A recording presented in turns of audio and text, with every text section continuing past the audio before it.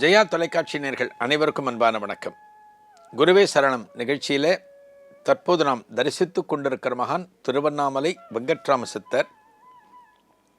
இந்த சித்தர் சிறுவனாக இருந்தபோது குருநாதருடைய அனுக்கிரகம், அதாவது குருநாதர் பெயர் இடியாப்ப சித்தர்னு பேர். வடசென்னை ராயபுரத்தில் கல்மண்டபத்தில் அங்காள பரமேஸ்வரி அம்மன் கோவிலில் எப்பவும் இருப்பார் குருநாதர். இந்த வெங்கட்ராம சித்தரும் பிறந்தது வடசென்னை.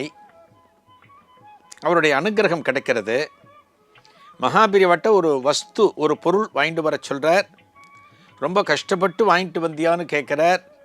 முதல்ல ஆமாங்கிறார். அப்புறம் குருநாதர் தன்னை சோதனை பண்ணுறாருன்னு தெரிஞ்சு இல்லை அவரே கொடுத்தார் அப்படின்னு சொல்லிடுறார். அப்புறம் சொல்கிறார், இந்த பையன் அடறதை பார்த்துட்டு வாங்கிட்டு வர வேலை தான் உனக்கு, இதை சாப்பிட்ற பாக்கியம் எனக்கு அப்படிங்கிற. இந்த சிறுவனுக்கு என்ன ஆசை வெங்கட்ராமனுக்கு அப்படின்னா, அந்த மகானிடமிருந்து அனுக்கிரகத்தோடு கிடைத்த ஒரு மாலை, துளசி மாலை. எதுவுமே சாப்பிடாதவர் இதை ஒவ்வொரு இலையும் அனுபவித்து சாப்பிட்றார் குருநாதர்.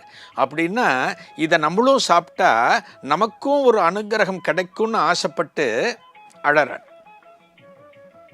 அப்போ தான் இந்த கடைசி இலை சொன்ன இல்லையா, துளசி இலை வாயில் போட்டார்னு சொன்ன இல்லையா, அந்த இலையை குருநாதர் எடுத்து, யார் இடியாப்ப சித்தர், இந்த வாயில் இருக்கிற எச்சிலோடு எடுத்து இந்த வெங்கட்ராமன் வாயில் போட்டு சாப்பிடு அப்படிங்கிற. அதை சாப்பிட இப்படித்தான் குருநாதருடைய அனுக்கிரகம் கிடைச்சு இந்த வெங்கட்ராம சித்தர் பெரிய மகானாக விளங்கினார். இந்த எச்சிலோட கொடுக்கறதுக்கு பேர் உச்சிஷ்டம் அப்படின்னு சொல்லுவோம். அது அத்தனை சுலபமாக யாருக்கும் கிடைச்சிடாது. புறவிப்பாளையம் கோடி சித்தர், பொள்ளாச்சி பக்கத்தில் புறவிப்பாளையம், அவற்றை என்ன பண்ணுவாங்கன்னா, இந்த ஸ்வீட்லாம் இருக்குது பார்த்தீங்களா, சாக்லேட்டு இனிப்பெல்லாம் அப்படி வாயில் போட்டுட்டு அப்புறம் வாயிலேருந்து எடுத்து சில பக்தர்களுக்கு பிரசாதமாக கொடுப்பார். எல்லாருக்கும் கிடைக்காது. மகாபெரிவா எடுத்துக்கொண்ட பிக்ஷை, இந்த உணவு இருக்குது பார்த்தீங்களா, அதை பெரியவா கொஞ்சமாக வைப்பாராம், மிச்சம் வைப்பாராம். இதை மத்தியானம் அந்த பெண்மணி வருவா, அவகிட்ட கொடு அப்படிம்பாராம். அந்த பெண்மணிக்கு நீண்ட நாட்களாக ஒரு வியாதி இருக்கும், எத்தனை மருத்துவம் செய்தாலும் போயிருக்காது. இந்த பிக்ஷையை சாப்பிட்டாச்சுன்னா அந்த நோய் போயிடும். அவ்வளவு பவர் அந்த உச்சிஷ்டத்துக்கு. இது கிடைச்ச பிறகு சுமார் ஒரு 9 வருடங்கள் அந்த குருநாதரோட பல இடங்களுக்கு பயணம் செய்திருக்கிறார் வெங்கட்ராம சித்தர்.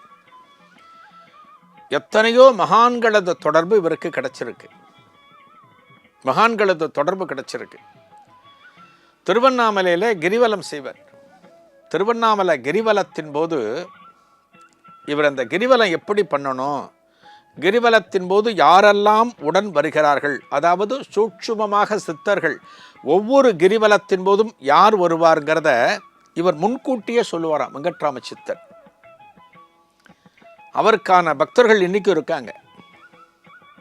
அந்த வெங்கட்ராம சித்தர் சொன்ன வழிமுறைப்படி நடந்து கொண்டு வருகிறவர்கள் இன்றைக்கும் காணப்படுகிறார்கள்.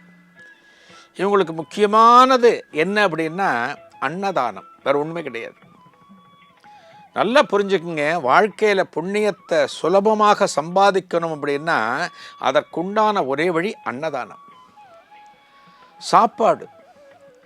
இந்த சாப்பாடுக்கு ஏங்குகிறவர்களை, சாப்பாடு தேவை யார் யாருக்கு இருக்குங்கிறத புரிஞ்சுக்கிட்டு நம்ம போய் அவர்களுக்கு ஒரு விசேஷ தினத்தில், ஒரு அமாவாசை, பௌர்ணமி, முக்கியமான தினத்தில் நம்ம கொடுக்க ஆரம்பித்தோம் அப்படின்னா அதில் கிடைக்கிற ஆனந்தம், அதில் கிடைக்கிற சந்தோஷம் தனி.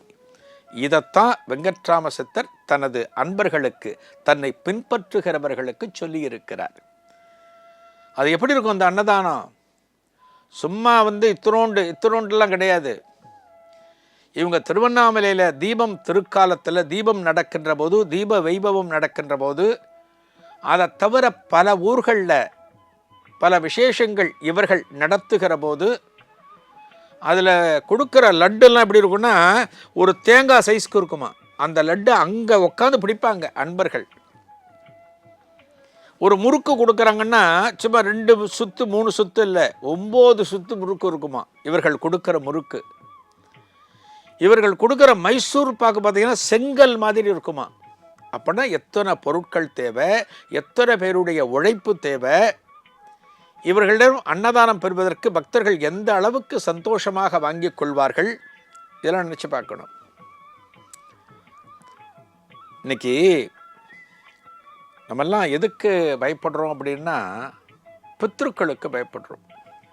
பித்ருக்களுக்கு பயப்படுறோம். அந்த பித்ருக்களுடைய ஆசீர்வாதம் நமக்கு கிடைக்கணும்னு இருக்கும். அவங்க ஆசீர்வாதம் நமக்கு கிடைக்கணும். அவருடைய சாபம் நமக்கு கிடைத்து விடக்கூடாது.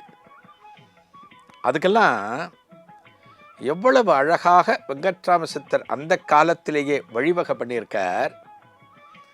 எப்படி பக்தர்கள் அத்தனை பேரும் புண்ணியம் அடையணும், அவர்கள் நற்கதியை அடையணும் அப்படிங்கிறதுக்காக வழிவகைகள் செய்திருக்கிறார் அப்படின்னா ரொம்ப ஆச்சரியமாக இருக்கும். இதன் தொடர்ச்சி நாளைய நிகழ்வில் காணலாம். நன்றி, வணக்கம்.